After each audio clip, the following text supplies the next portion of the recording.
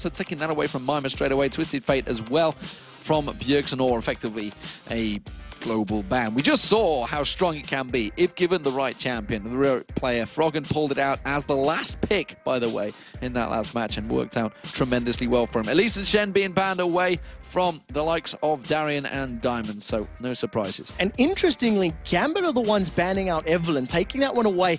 When they are first pick, and we know how much Diamond actually likes that Eve, they're denying that from NiP. From Mimer. Yes, he likes to play the stealthy assassin champions. I believe he likes Rengar as well. Rengar and Mimer, yeah. Yes. But I'd be gobsmacked if they allow him to play Rengar in the top lane, but I'd actually be pleasantly surprised, because I still remembered Salme's Rengar in the top lane at IPL 5, where he just ran through in the actual base of the enemy. 4 people on him, and he just stealthed, jumped over the wall and said, see ya, flashed away. I was talking to NiP during lunch, and they were actually discussing different champion positions, and one of the things Bjergsen was talking about is how effective Tryndamere is in the mid lane against a Zed. And he was like, yeah, I really want to do it. My team just doesn't let me. And it's one of the situations where you do have to come to a consensus as a 5-man unit. We do see Gambit, they have locked in that Thresh, so Voidle going to be rocking out the Thresh, and we'll see if he can contest for that Thresh Prince title. Well, he's so coveted. He did say, he says, I'm kind of the same as Edward, you know. It was big like, words. Yeah, I mean, you've thrown the gauntlet out yourself, mate. You put the pressure on your own back, and it's seeing if it works out for him. Of course, Malunoo has insta-locked in Jarvan, because that is his champion of choice these days. Yeah, it's his most played champion. This will be the 5th time that he's played it out of the 21 games that they've played this split. And he's had mixed results. One half the games that he's played. We do see the AD carry of Caitlyn being locked in once again. Another comfort pick here for Freeze. And interesting to see that they've decided to go the AD carry route. Because Gambit have locked in a support, it means that they're not pressured to lock in the likes of a Nami or even a Sona, depending on what Deficio wants to play in this matchup. Yeah, a little disgusted with the Draven these days at 3.9. He's not happy. Poor old Freeze. So instead, he's going with that, and looking like Udyr may get selected again for Diamond as a champion he's preferred to stick with these days. And I always think Udyr is actually, as a jungler, to be picking early on, it's actually fairly dangerous, because we've seen so many times that while may well work fantastically well in solo queue, you've got to remember these teams know how to crowd control champions, and they're just going to see that and think, okay, we're going to actually negate Diamond out of this game, pick a lot of CC. Yeah, and it's also something Udyr suffers from similarly to Anasis, that if he does get locked in, like a Cataclysm, for example, you basically negate that presence very early on. So for counter-ganking, the Jarvan is very, very effective and powerful in those, early stages of the game against an Udyr. So we'll see how the rest of the lock-ins go. Bjergsen has basically got every single mid laner open and available to him, and we do already know the dual lane there for Gambit. So they're leaving their top and their mid laners for counterpick. They want to see what composition does NiP wrap around that we can then decide to throw in there. I'm also semi-disappointed we're not getting Karma in the jungle again. It was something that I think a lot of people were talking about. There were so many articles about the utility that it brings to the jungle. Diamond had a fantastic blog post on his Facebook page where he's talking about how effective the utility and damage is on Karma. But you need to have a composition that can work around it. You need to have that mobile. You need to be able to get in and out and juke and things like that. So we'll have to see how it goes. I mean, we did see Karma in the top lane yesterday as well. So yeah, we did. That was Kerp. It's another possibility. Kerp insisted it's still very strong. Nami has been selected, so we've got Nami and Thresh. Deficio's most played champion. 8 times this split already. So this will be the 9th time that we're seeing some fishy business go down. The thing that's very impressive about Deficio's Nami is his KD ratio is 12. He's got a 12 KDA on that fish. Well, Zach being locked in, but Aatrox also being locked in, so will be Darien back on Aatrox again. So we've seen it, and again, also hit and miss. We've seen a game that was very good, a game that was not so good. And in this composition where you've got the Udyr already, you've got the Aatrox who need to run at you, if Malunoo times his Cataclysm right and locks Aatrox after he's jumped, you need to wait for that Dark Flight to land. You can lock him and you can contain some of his damage. Even with his Rampage ultimate on, the range is not going to be too significant that if you just step a couple steps away from the Cataclysm, it'll work. But there's a lot of onus on Malunoo to control that. Yeah, that's now Udyr and Aatrox he's got to control. Putting a bit of pressure on him now. Ahri, though, we haven't seen Alex Sich on Ahri for a while. I don't remember when. Yeah, Alex has been playing a lot more champions this split than we've seen during the summer split. He tended to trend towards a sort of assassin-y type champions in the spring split, rather. That's what I want to say. And now in summer, he's diversifying his champion pool and adding multiple layers to things that'll work and benefit. And this is a great pick against a Jarvan, against a Tidal Wave Nami, against a Zac that's bouncing all up in your face. You just use that Spirit Rush, get out of the danger zones and keep yourself safe. Well, I had an inkling that he played it. No, it was Orianna instead. I had an inkling he played it in week 1, but it wasn't. It was Orianna, and it was Orianna he played yesterday as well, I believe. His Orianna in week 1 blew our minds, where he was simply unstoppable. Yesterday, oh god, that was the one he wouldn't die in, never got a chance. He never got a chance to really shine yesterday, so that was something that didn't really play into his favor. Well, he wasn't diamond, so... not this time, unfortunately. To round out the NiP roster, they're going to go for an assassin, and they've actually decided to go with Fizz, so repeating the Fizz performances that we've actually been seeing quite a lot this split. I'm going to go on a limb and say it's definitely trending up. They were talking about actually Ocelot on Fizz yesterday as well. So just earlier on today, saying about how they were saying, oh, he's great in the team fight. Boom, locked in. Ocelot locked in. They're like, oh, okay, you're going to play him. So the thing that I love about this Fizz pickup, you've got a very telegraphed attack here from Gambit. Aatrox's going to run at you, then jump at you. Udyr's going to run at you, then Bear Stance launch at you. So if they're just running at you like that, you just put Chum the Waters down. Throw your fish on them. That slows them down. It's going to deal damage. It also works fantastically against Ahri. If you can fire before Alex can react, even if he dashes and runs the hell away. Over the charm. Yeah, exactly. But if he gets caught with a fish, the damage will land, and it's going to force Alexic out of the fight. So I think that's a very smart pickup here for Bjergsen. Well, we'll see how it works out for him. They are the players, Gambit. On your screen, Alexic with his new haircut. It's a second player to have a new haircut. It seems to be working out well for Yellow Pete so far. And the rest of Ninjas in Pyjamas, Deficio, as it's been known in that bottom lane, or Sunburnio, I think is probably the better choice of words, but it seems at the moment. Freeze actually over his sunburn, by the way. He was not in a good way, let's put it that way. There was ambulances called. Yeah, he was burnt to the core. In terms of Fizz, he's got a pretty good win-loss ratio, 75%. So the numbers are still relatively low, only been played 5 times. It's 80% then, 1-4, lost 1. So we'll see how this particular matchup goes. And it's going to be, the laning phase is going to be very, very important for both of these teams. And I think if NiP can get a straight-up 2v2, they'll try to push for it. Caitlyn, Nami is going to be able to have a lot of fun against Varus Thresh at the early levels. While we're having fun, I feel we need to educate the crowd right now. The German name for ambulance is immaculate. It's a Krankenwagen. Krankenwagen. Krankenwagen. It's quick, call the Krankenwagen. It's not really rolls off the tongue like, oh my God, we need an ambulance. Oh my God, we need a Krankenwagen. It's things you learn in Germany. It's just, ladies and gentlemen, beautiful. Welcome to the European LCS from Cologne, Germany. If you ever need help, that's the word you're looking for. We are live though, ladies and gentlemen. The blue team is Gambit and the red team is Ninjas in Pyjamas. And, well, we'll see how this one goes. Both these teams picked up losses yesterday, not really what they were after. And they are going to be looking desperately for one of those wins. Yeah, while we're looking at Aatrox on screen really quickly, you'll see that his passive, the Bloodwell, will start to generate those stacks based on his auto attacks that he's dealing. And as long as that little bar below his HP is red, it means his Bloodwell passive is active, and he will come back to life with that sort of GA type of ability. But if it's gray, he will actually die. So that's something to keep your eyes on once we get into these team fights. Well, they are standing on top of a ward, so Ninjas in Pyjamas know exactly where they are. Teleport was picked up by Bjergsen. I'm not sure if we quite mentioned that at the start. Teleport Ignite, no Teleport less. Ignite, yeah, not flashing at all. Nothing flashy about Bjergsen in this game. We do see 3 Ignites on the side of Ninjas in Pyjamas. So once again, they're trending towards multiple Ignites. It is mirrored by Gambit, and it basically just signals we want to fight, we want to get early kills. It's something that's definitely very helpful, especially when you've got that Ignite in your support.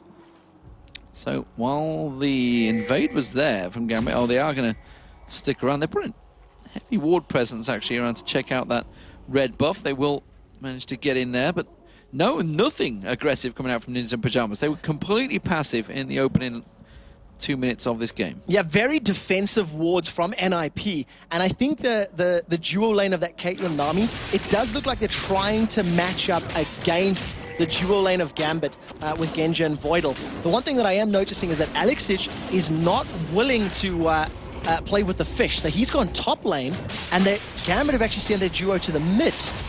Oh, so it's going to be Zac It's Mimer up against Alex Ich. This is a lane that he may have played in solo queue, but certainly wasn't expecting to play here in the European LCS for Ninja Pyjamas in his second week.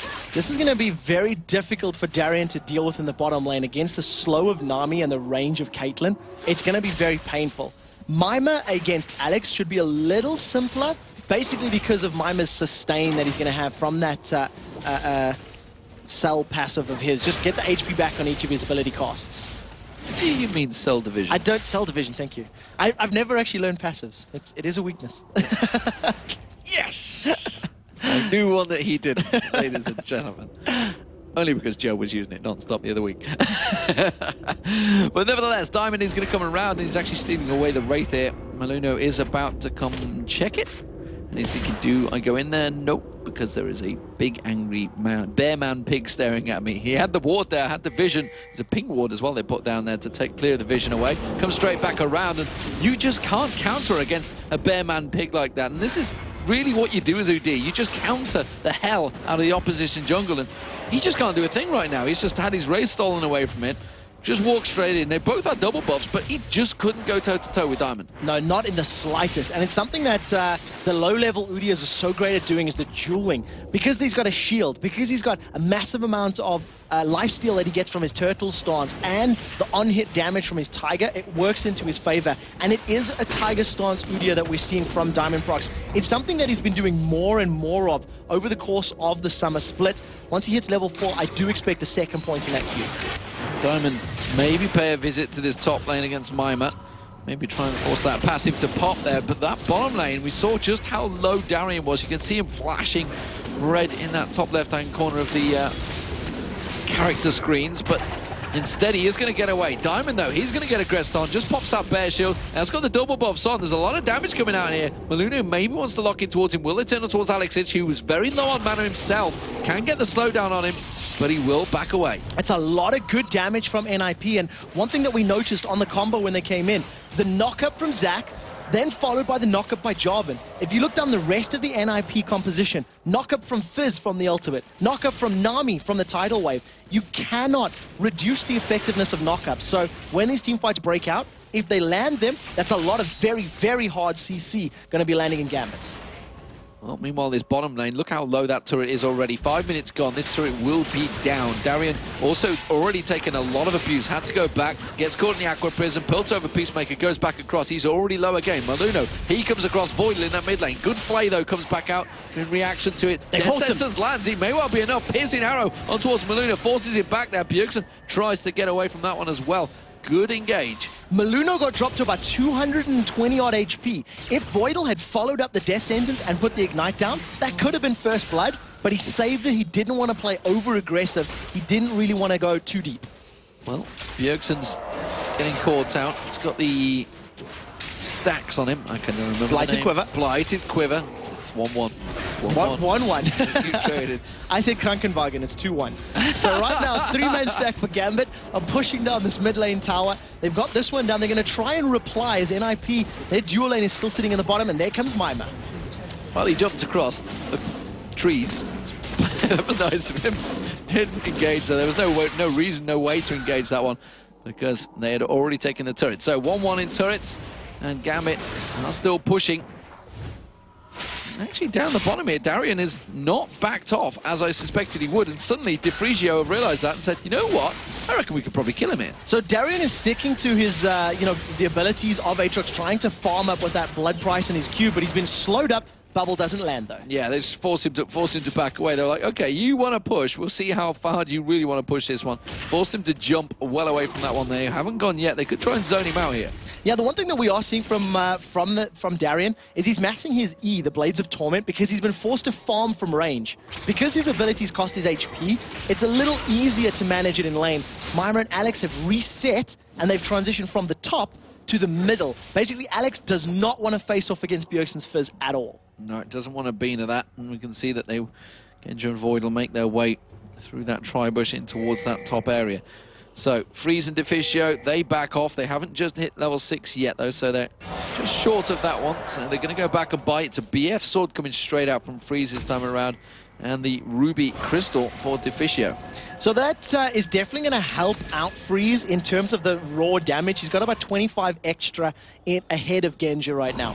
When you combine that with the on-hit damage that Nami's going to give, that's a lot of additional damage at very safe, at no cost, because Fizz's immense range will allow him to land it easily and safely.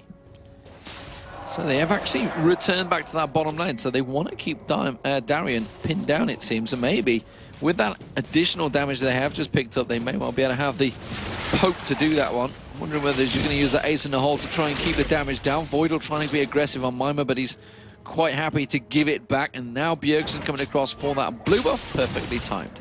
Yeah, I think the game's a little bit weird right now, in that Fizz, after taking down the bottom tower, has continued to stay in that lane. So if Fizz and Deficio stick around, they'll most likely be warding up this bottom half of the jungle and either pushing the tower, or instead keeping the numbers advantage and going to take an early dragon. Yeah, and it does look like Gambit wanted to react to this one as well. We see Diamond and Alexich closing in. Darien not really making any movement from the side, so this is simply harass coming out from Gambit, seeing if they could get in and go, but no, that's going to be the ultimate call on towards Alexich. Diamond's going to get locked down. He gets taken down first blood. That's going to be a second one. The Ignite should tick down. Alexich drops there, but while that's all happening, the top lane had some action. Mimer gets dropped as well. Darien comes back in. He picks up a kill. Can he get a second on Fizz? Yes, he will. He's going to get another one. No, Deficio is going to get the support of Bjergsen, and he's forced to back away. It was Malunoo was the other kill that went in there. Darien, I don't think he's done and dusted yet. I think Bjergsen should be able to close this one. No, he's got enough to jump away from it. Blades of Torment is going to slow Bjergsen down, so they end up trading 3 deaths on the side of NiP to 2 deaths on the side of Gambit. First blade is picked up by Bjergsen, so he scored that in his favor, and Dragon was secured by Malunoo, so it works out for them. It worked out very well for Gambit, and that's actually keeps them, despite the fact that they did lose that Dragon, despite the fact they lost that first blood, they are still very tight in gold. Just 300 between the two at the moment. Alexich, so he didn't have his blue buff, so luckily for him, he hadn't gone to pick that up just yet, as opposed to Bjergsen, who had picked it up. So instead, that will be gifted across to him just a moment's time. Now we do finally see the lane swap, so they were sticking around purposely for that Dragon. Now it's going to be Deficio in that top lane. Very importantly, both of the kills that NiP secured landed in Bjergsen's back pockets. And as one of, I don't want to say, you know, one of the most important playmakers, but he's definitely one of the players that is responsible for helping the team get ahead. If he can instigate people with a full combo from that Fizz, it's going to make their life easier, but that one misses. Missed it this time around. Jump the waters, he's going to have to jump away. Playful Trickster in there. Remember, he doesn't have Flash as a summoner spell because he went for that teleport Ignite. But with that Playful Trickster, you can just bounce away from anything. Yeah, well played by Alexich to at least just sidestep the Chum the Waters there. The Lobster flew wide and he managed to keep himself alive. Mimer is now 1v1 against Darien, and I think Darien's actually going to have a bit of an advantage in this matchup if Mimer goes into fights. Darien did a very good job actually when he joined the fight eventually in that bottom lane. Did manage to get himself a kill. In terms of farm, he's doing a fantastic job. 75 to effectively 46 of Mimer, so a long way ahead in that lane. And if you compare also the fact that Bjergsen's fell quite heavily behind on Alexich, this is actually not looking bad for Gambit. Yeah, and it's something that Gambit did. They started the lane swaps in their favor. NiP did not respond in kind. They basically said, well, we'll deal with it. The lane is 1-1-2. And it basically has resulted in Gambit having this early CS advantage, and it's working in their favor. Well, Fizz and Deficio back in towards this top lane, 2v2.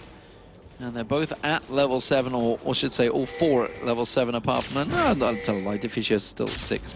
Slacking. He'll be there soon enough. He's just hit 7, finally. So he's getting closer and closer to having a max rank Tidecore's Blessing, that's the E, which adds around about 70 or so damage per auto attack for 3 auto attacks. And that is a lot of additional damage. So if Genja does take some poke early, it means poke plus a bubble equals death. Whereas, if he manages to get some good piercing arrows down, that plus a death sentence will secure a kill. So it all depends on which AD carry can poke more effectively.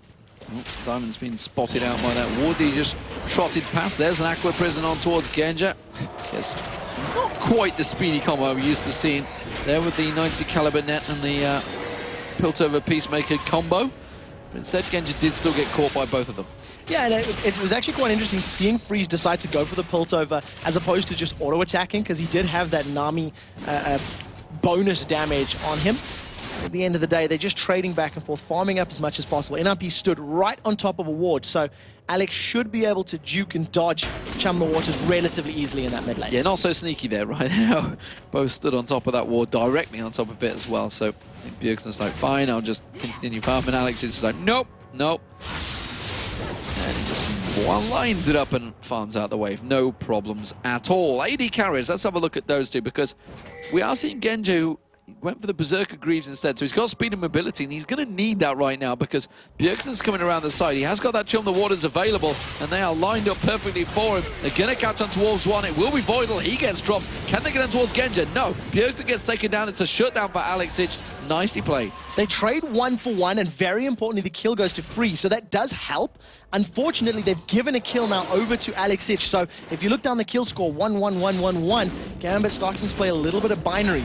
Ninjas in Pyjamas focusing on the top lane tower, while Diamondprox is trying to steal away that blue buff. Oh, and they're going to go down towards Alex Ditch. They're sliding. Cataclysm's there. One more hit will do it, and it's going to be Fizz that takes the kill once again. While this is all happening, though, look at Darien. He's putting pressure on the middle turret. Blue buff was stolen by Diamond, so Gambit are trying to take advantage despite the fact they're being caught out in the top lane. Yeah, Diamond's doing very, very well in the jungle. He's basically spent half of his time in his jungle farming and half in NiP stealing stuff away. So as long as he can keep that presence up, he's going to be a very scary threat.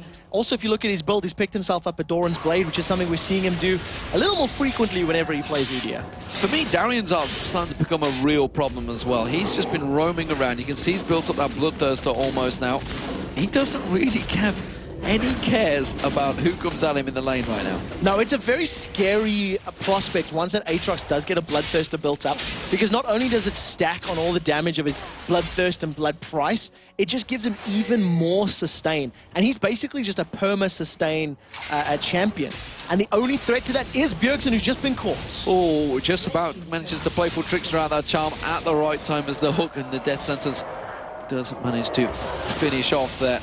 Voidle clears out, picks up all of those souls, but it is Ninjas in Pyjamas starting out the Dragon. Gambit looks to respond. So they picked up the first one. It also allowed them to secure first blood when they started the first Dragon. Diamond is going to need to either flash in and steal. The hook doesn't land, and at the end of the day, NiP pick it up relatively uncontested. Yeah, that is another Dragon for them. 4-4 in terms of kills, and just that 1,000 gold advantage spread as the two turrets have also gone down. Mimer clears out this bottom wave. He's doing what Zach needs to do, and that's just sit passively farm off the sides until he becomes a tanky mess and just gets involved and spreads his love all over the opposition team. On the condition that Darien is not getting the love of Mimer Zach and he's not knocked up in the air multiple times, he should be able to sustain through the consistent damage of his opponents, because Caitlyn on hit, Jarvan on hit, Zach on hit with some ability damage, which means that Bloodthirster Aatrox can just continue right-clicking his way through a lot of that, especially if Mimer continues to build a little bit tanky, which is what he's looking like right now. Yep, you can see with that Bloodthirster completed, as well as Fizz with the Bloodthirster completed. Lichbane now completed also for Bjergsen. And looking like an Abyssal going to be coming out for Alex as his first item at the moment. We'll see whether that's the way he wants to go. Diamond, though, looking like they may try and dive towards Mimer in this bottom lane. Could well see some pressure. Nope, Diamond's going to back off.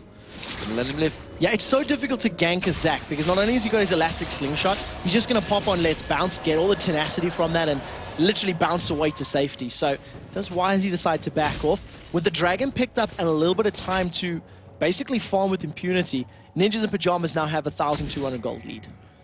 And Genja's going to get himself a nice juicy fat stack. That's what an AD This will balance it out. This is the perfect thing for an AD carry to see. It's just like, yes, you've just pushed a giant wave for me to just free farm quite comfortably right next to my turret. And I'm extremely happy to see Genja moving away from this sort of Tear the Goddess builds. It's going to give him much more impact. Now, Bjergsen does have Chum the Waters available. The range will basically hit that line of minions that Genja's standing behind. So if Genja moves forward, Playful Trickster is available, and Bjergsen could hop that wall.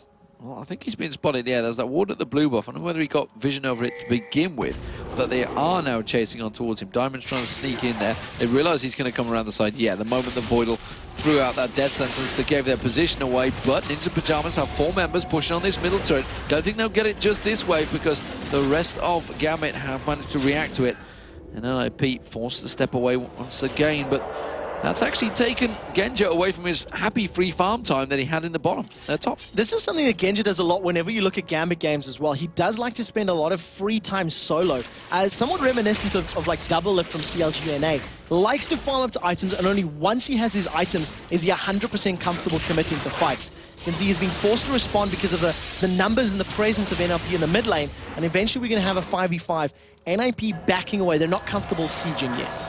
No, Bjergsen's going to push down towards the bottom, though. Maybe see if he can keep the pressure on towards the bottom inner turret this time around. Remember, he has the Ignite available. Teleport's with him. And he's just waiting to see if he can catch any stragglers. Yeah, he's looking for a pick. He knows that Gambit are going to respond to it. He knows that most likely it's going to be Genja, as you can see. Now, he's going to playful Trickster over the wall and run into a man-bear pig not too far away. So this is a little scary for both Genja and Bjergsen. He's gone. He's left him alone, and that may well actually put him in trouble. Forces the flash out of Genja. He'll be happy with that. Didn't even use Chum the Water, so just Bjergsen's presence, you know, I'm letting you know I'm here, and I can kill you whenever I want to, is basically the message he's sending. Well, now we're going to have a smite fight between Malunoo and Diamond. Do either of them want to use the smite? Who desperately do they want this red? Oh, Chum the Water has come out. That's a big Earth. He just consumes Genja where he sits. Yeah, Earth just nommed himself like Genja Varus, and it looked a little too easy. Now, Diamondprox is a little bit out of position. NiP are starting to encroach. Bjergsen's playing the perfect bait game, and they've caught Diamond. Oh, and he has to flash away, but it's not going to be enough. Cataclysm comes out, and we talked about it already,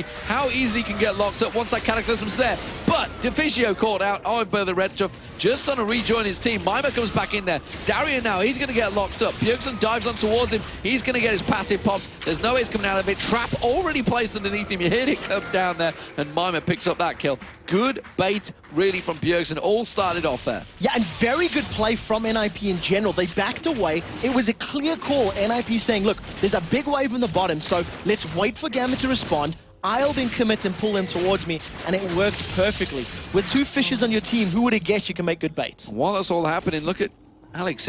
Oh, there's a teleport coming out. Bjergsen's going to try and get in behind him. So Alex actually up that mid lane. Bjergsen will give himself away, though, because that minion wave will spot him. But look at Bjergsen. He's going to try and head him off. He's going to try and teleport and back away from this one. Is he going to be quick enough? Deficio's locking him around the side. 10 seconds on the clock for Chum the Waters. Keep your eyes on the bottom left. Now, we flicked over to Alex. He does have flash available, and the question is it going to kill? He does get a lock in. That Aqua Prism was beautiful, but he's already used the playful Tricksters. Oh, tried to blind shot the Chum the Waters. He still has enough to get on towards Alex, so he's going to try and go through. I reckon he might playful Trickster through the Baron pit. No.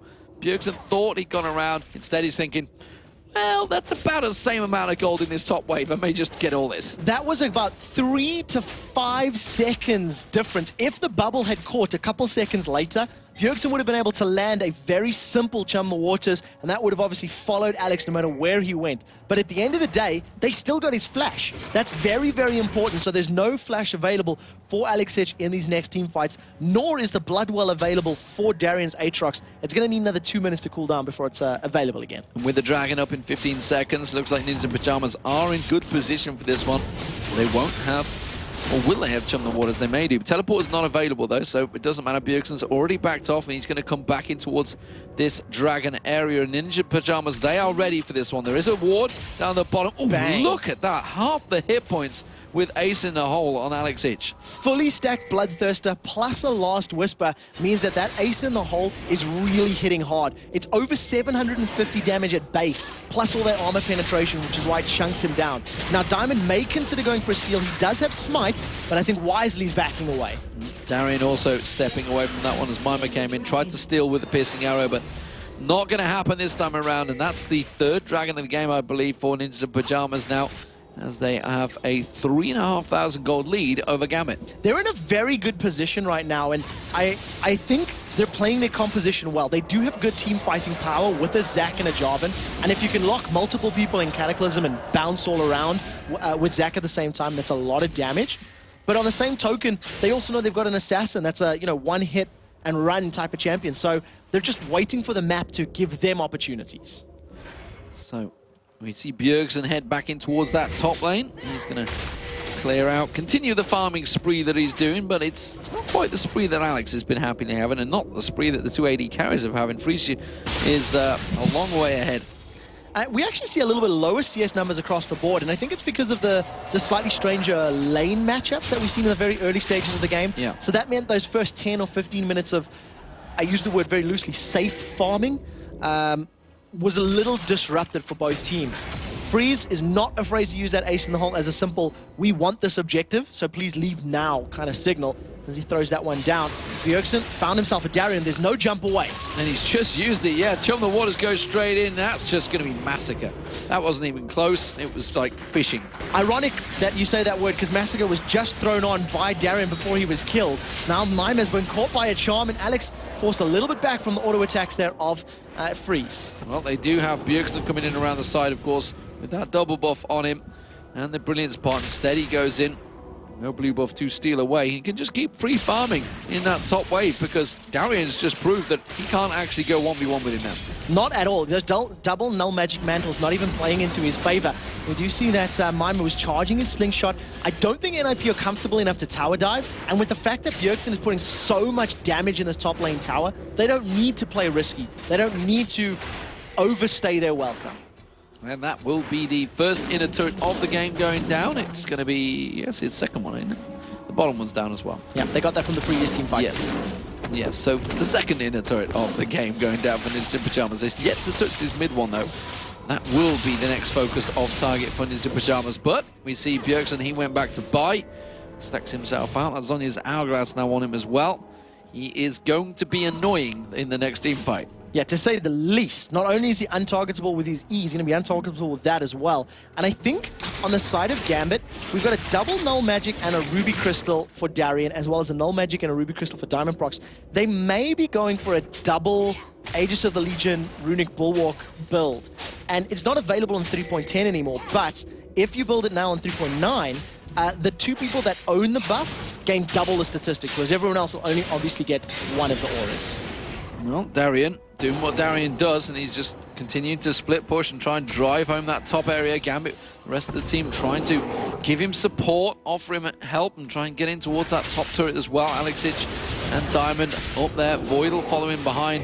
Genja's going an incredibly long way around instead of the rest of his team.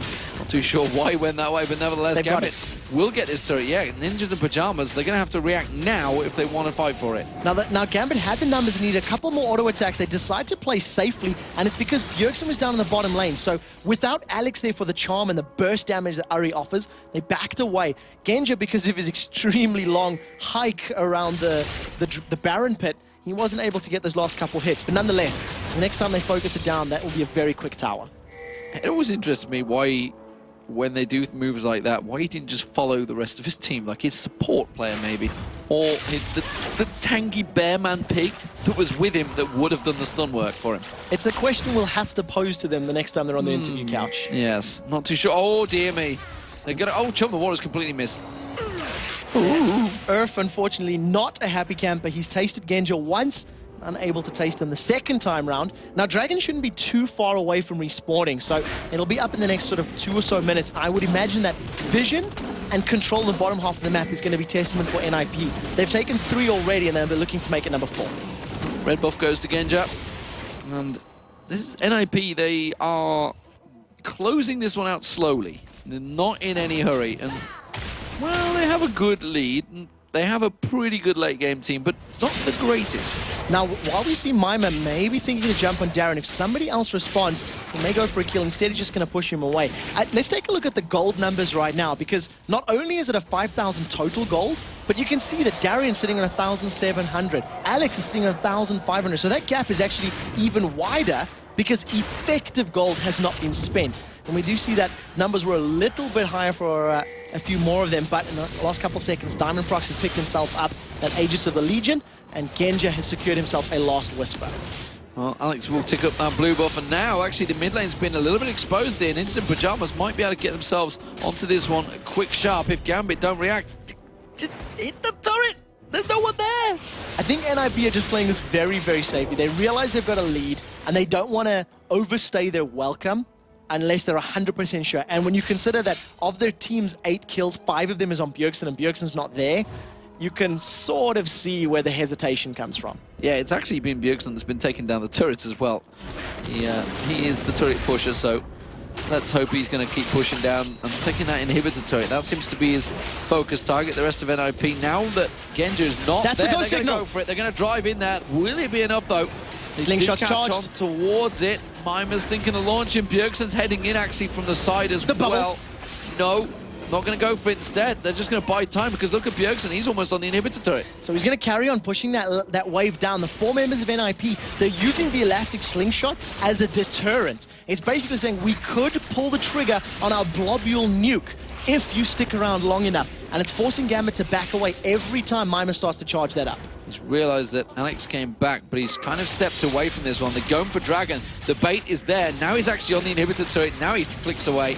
Playful Trickster again. He managed to get 1 hit there, but the rest of Gambit, they know that he's not there. Of course, does have teleport. Dragon picked up. 4th Dragon for NiP. Piercing arrow just a tiny bit late there from Genja.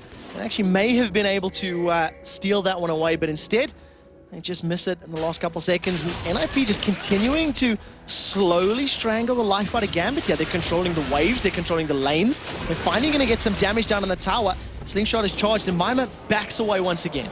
Aqua Prison not quite finding the target right now. Oh, actually, Darien going aggressive onto Bjergsen now, launches himself in. And he's thrown his ultimate down as well. So Massacre is up for the next sort of 8 or so seconds. They're going to wait for that to wear off, and that's a very big bonus here for NiP if they want to pick a fight. See whether they go for it. They may well realize it instead. Bjergsen hops, skips and jumps, and he's going back across towards that top lane. He wants to keep the pressure on towards the inhibitor turret while they happily... I mean, this is an outer turret, so NiP happy to stand the ground here because they've got easy defensive fallback. Now, there's not much that... not much Gambit can do outside of landing a good charm or a hook.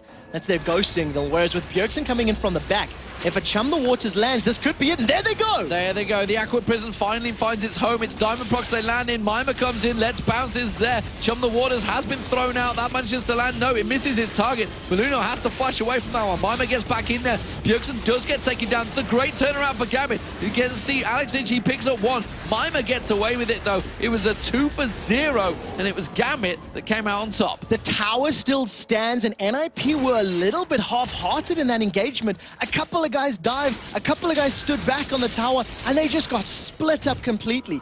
Very luckily as well, Genja used his flash and his barrier to stay alive and got a very good chain of corruption, locking up members of NiP to prevent the continued chase. So, the siege not working out like they planned it there, Ninjas and Pyjamas.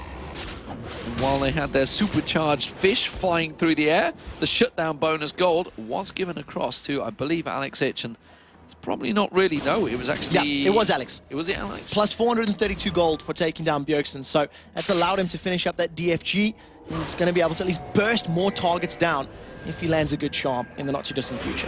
And Voidle has got himself the Oracle. He's starting to clear out the Drop Baron. And we said this before too many times. You can't give Gambit little details like this. They will start ripping your limbs off if you just give them a little scent of blood. Give them a finger, they'll take an arm, is the traditional. And right now, they're still 6,000 gold behind, 5,000 gold behind, rather. And they're still at threat of being insta-gear, but Bjergsen has missed both of his previous Chum the Waters. This one, however, gets flashed away, but nevertheless, flash burn, that's a successful use. Another flash burn. Oh, piercing arrow lands. And they're back in the middle. One of the things that's very good for Gambit is their line wave clear. Blades of Torment there on Aatrox is maxed out, deals a lot of damage. Orb of Deception, true damage on the return flight, as well as that piercing arrow from Varus. That means that those minion waves, as long as they're conga lining up, just get destroyed very, very quickly. And you can see now it's actually Gambit that are actually starting to pull the driving force, starting to push them out. While it was sitting on the turret a moment ago, they're actually pushing those waves out there, and it's bought time for Genja again to be off down the bottom, taking away the golems. Big wave in there. They may, just may, finally start split pushing themselves and giving that little bottom turret a nudge. Yeah, it's definitely something that's on the cards for Gambit. We've seen Darien doing a pretty good job of it in the early stages of the game, but since this, I mean, this has been 7 to 10 minutes in this mid lane where we've been trying to get the tower down as far as NiP are concerned. Darien's just been forced to use that line missile of his to control the wave and stay in a good defensible position. it seems to be working out for Gambit at the very least. They're farming themselves into this game. They were significantly further behind a couple minutes ago. They certainly were. They're dragging themselves, screaming and kicking back into this match, and Ninja Pyjamas are kind of letting them have it. They need to turn one advantage they had early on into some sort of goal. And is this merely down to sort of the lull that Caitlyn has in power, so they've not been able to push pressure with their AD carries, or just simply they have to have Bjergsen there because he is the main killer? I think that's the latter. I think it has more to do with the fact that Bjergsen has been pushing and trying to control the top and the bottom waves than it has to do with Fizz's lull in power, because he's had that blade of the room, he's had that bloodthirst and lost whisper for a while.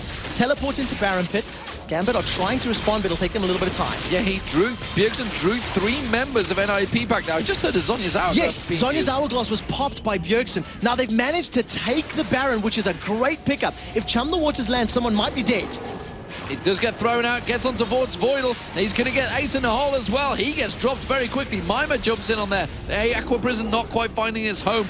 But NiP, very clever. That was all about Bjergsen. Split pushing, drew 3 members of Gambit towards him in the bottom lane. And not only that, because of the damage that Fizz has been able to complete already with the Last Whisper, the Bloodthirster, Zeal, etc., and the percentage damage from Zac in there, they shredded that Baron so quickly. They finally picked up the tower. It's taken them 12 minutes to do so, but finally it's down. Positional advantage play, and maybe that long drawn-out siege was simply a case of, we will time out the wards. There could definitely have been a possibility. The Genja build has just been completed. GA, Last Whisper, and Bloodthirster, so we'll most likely see Genja working towards his Infinity Edge next, which is his standard itemization. And for the time being, against the insta-kill potential that the Fizz offers, Bjergsen now has one less preferred target as far as his ulti is concerned.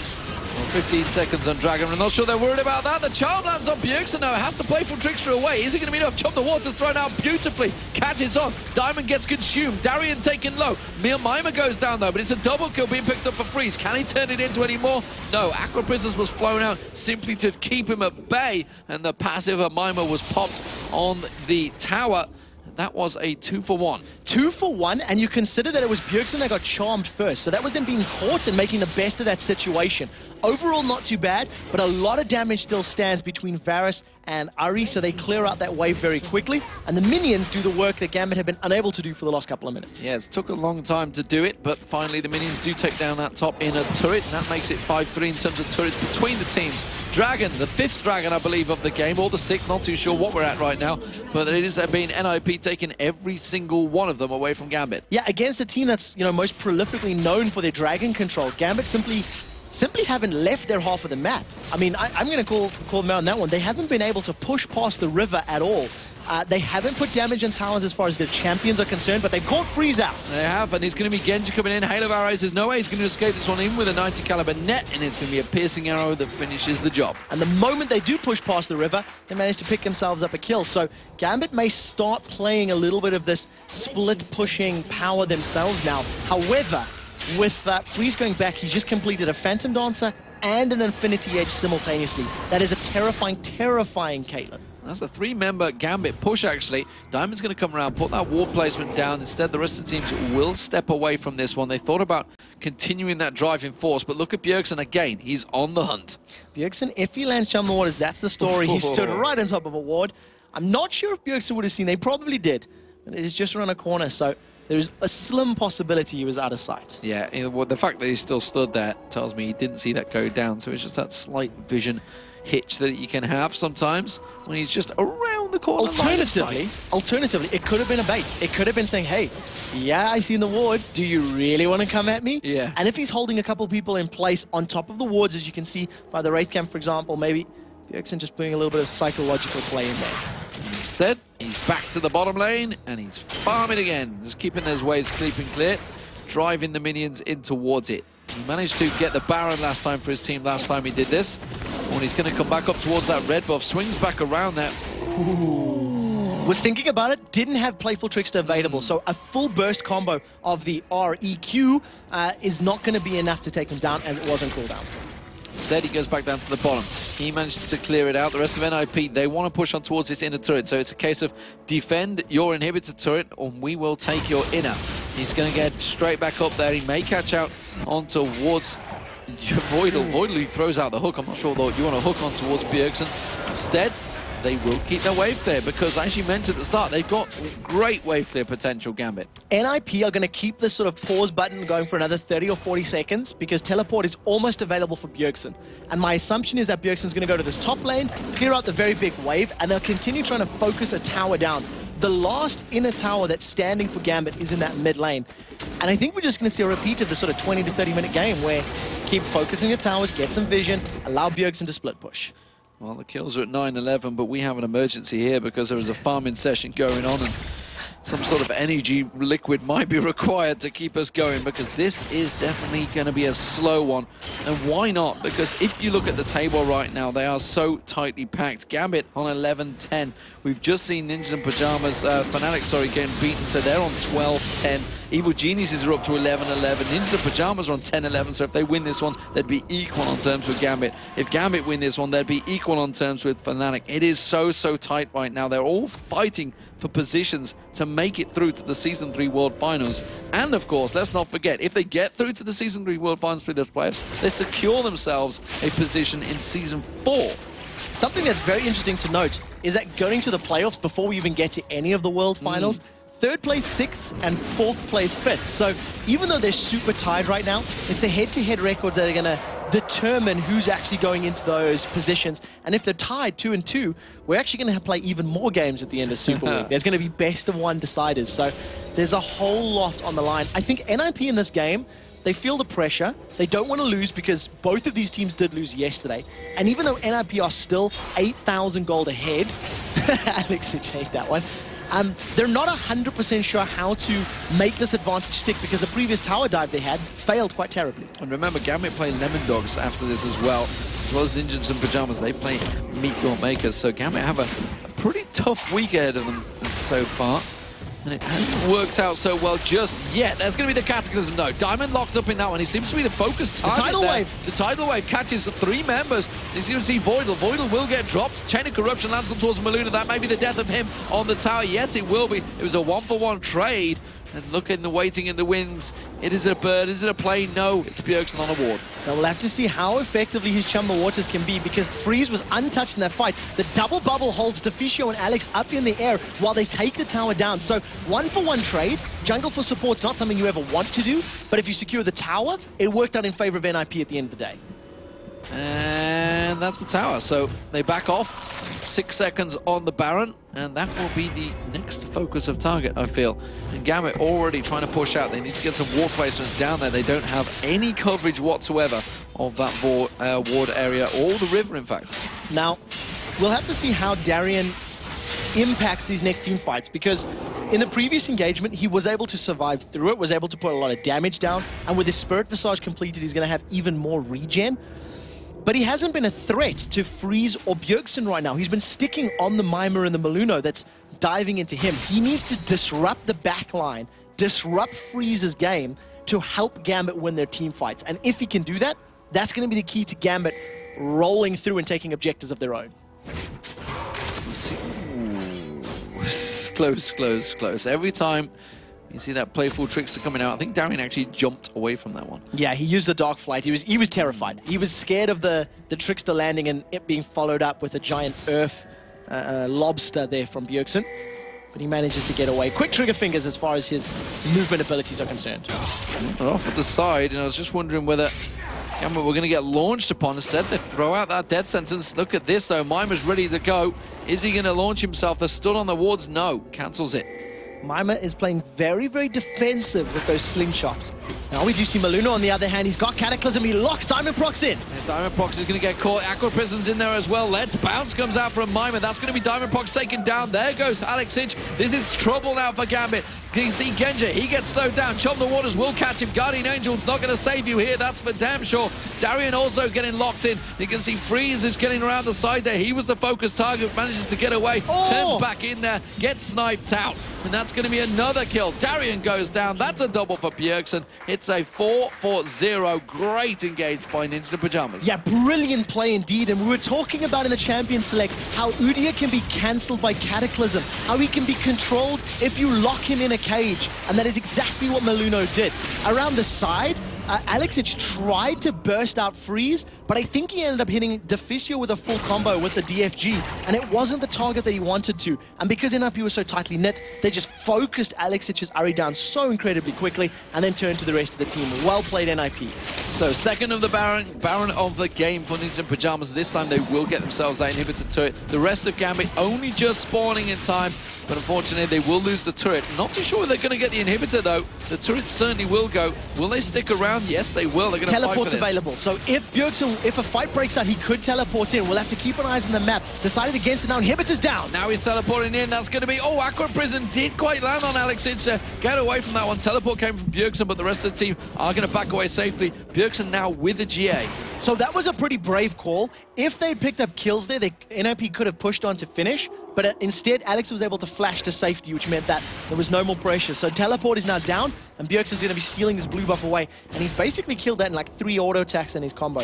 That's a lot of damage. He's got full build. I mean, he's got a Zhonya's and a GA. He is going to be really frustrating to fight against right now. He's sitting off to the side. He's going for Alex Hitzer. Thought about it, tried to bait out, just sidesteps the charm. So he's only got 740 ability power. He's just diving up to Darien, gets knocked up in the air. GA is there. Chum the Waters is down. Oh, he's being very confident. Puts on the Waters, and in comes Mimer, bouncing in for the rescue. He has still got that Guardian Angels. Mimer's going to use Let's Bounce to get away from this one. They don't want to give the Baron back just yet. It's not over. How confident they are. Hail of arrows, that slows him down. So they did have to burn the Let's Bounce to get to safety, but they picked up a kill from that. After Bjergsen got caught and chased down by 3 members of Gambit, NiP are the ones that come out with a kill. They have a 15,000 gold lead right now, and they're in a very commanding position with Baron and Super Minions going down the mid lane. Very, very strong Ninjas in Pyjamas now. It's theirs to win. They have that 15,000 gold lead. Can they complete it and turn it into a victory? One of the most important items has just been picked up there by Freeze. He's just secured himself a frozen mallet. And against an Udyr and Aatrox, who we were talking about, who are so easy to understand where the threat comes from, Freeze is just going to stutter step away. Land an auto attack, step away. Land an auto attack, step away. Udyr and Aatrox should, in theory, never be able to catch him because he's got his 90 caliber net as well as the on-hit slow. That's a brilliant pickup for Freeze. Something I have actually noticed is the fact that Diamondprox, he generally goes down the first. He's actually the focus target. They are, as soon as he comes in, they're getting the bubble on him. The Aqua Prism, Malunoo tends to jump on Cataclysm, and they just focus him down before they get a chance to do anything. Ace in the hole, still doing almost half the hit points to Alexic. It's not super amounts of HP and survivability from Diamondprox's Udyr. He's only got the Runic Bulwark and a Giant's Belt. In comparison, Malunoo's been able to finish off his Warmogs and got a Ruby Sightstone to complete it out. So NiP with the HP and numbers advantage, they're pushing the bottom lane. Bjergsen's coming from the side. Yeah, he's trying to slide in there. That's going to be the inhibitor turret going down. Now the inhibitor will follow this time around. They're not going to be bullied away from it just as easily as they were before. They should be able to lock up Gambit here on this final inhibitor push. There's going to be the bottom one. They could rotate around to the top. Will they bother, or will they just go straight for the Nexus turrets? That's the question. They're going to go to the top lane first. I think this is going to be another playbook by the numbers. Now, if anyone gets caught by a good knockup, Bjergsen's jumped in, the Chum the Waters is available, and even though Malunoo was charmed, it wasn't enough for Gambit to pick a fight. NiP are going to stall as long as they can. That's a lot of damage down on Genja. Chum the Waters on Genja, doesn't have the Guardian Angels available. The Ignite goes down on him, has to use the barrier, does manage to survive, but Voidle gets dropped. That's Alexic using the Zhonya's. It's going to just buy him a little bit of time, and while that's all happening, Diamond gets taken down by Bjergsen as well. That's going to be on the fountain, actually. Freeze trying to pad out that KDA. Doesn't matter, they get on towards the Nexus turret. The charm almost pulls him into the fountain. Freeze steps away. Dude, on the fountain as well. We saw Bjergsen playful tricks the in and out. Mimer taken incredibly low by the minions. Now Darien's going to get locked up. He dives back towards the fountain. The Nexus turrets are going to drop. It's going to be Ninjas in Pyjamas that take down Gambit Gaming here in week 8 of the LCS. Absolutely brilliant, calculated play coming out of Ninjas in Pyjamas. They made one tower dive mistake during the course of that game, realized that they weren't that powerful, and didn't do that again.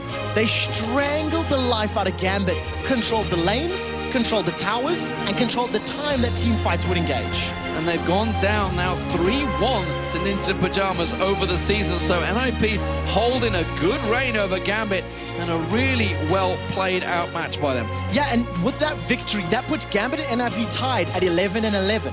And because of the head-to-head record that you just touched on, if the tie sticks towards playoffs, NiP will advance ahead of Gambit because of that 3-1 record, and that is a brilliant, very important game for that team. And that now means that Gambit, Evil Geniuses, and NiP are all tied for 4th place. It's ridiculous. I mean, there are no words. I don't think I've ever seen a league in any sport, I'm going to go so far as to say ever, in my viewing career, that has been this close amongst absolutely every single team. Every single team. There's no sort of whipping boy at the moment. Even Meteor Makers, who are down the bottom, still have beaten a number of teams, like Lemon Dogs, who were top. They were quite happily running away with it. It still had a 0-2 record to NYM, so it was an incredible, incredible match, incredible league going on right now. But Ninja Pyjamas, they had great control, and you have to give massive credit to Bjergsen. Yeah, I mean, he was the playmaker, right? NiP did not commit to team fights. They didn't commit to tower pushes. They didn't move on objectives unless Bjergsen was around or nearby. Bjergsen was always trying to come around from the flank. He was controlling the lanes. And I think as far as calling is concerned, I think NiP actually did that one right. Even the tower dive that they lost, the call was correct. It was the right thing to do. They just whiffed the fight. And I think from a decision-making standpoint, it's great to see NiP actually maturing, because we've seen them falter so heavily at the beginning of the summer split. And how do we rate Mimer in there so far? That's his 2nd time, I believe, he's had to play on Zach this week. It was 1-2-8, and his Zach wasn't bad. I think that he could have used his Let's Bounce a little more effectively in some of the team fight situations, but generally, he was the deterrent. His job was to say, right, if you want to fight, you got to remember me. And that's why he kept charging up the slingshot and waiting, charging slingshot and waiting, charging slingshot. He played his role perfectly. Well, of course, to take us through that mass matchup, we will be going over to Joe and Jason. They are ready at the analysis desk.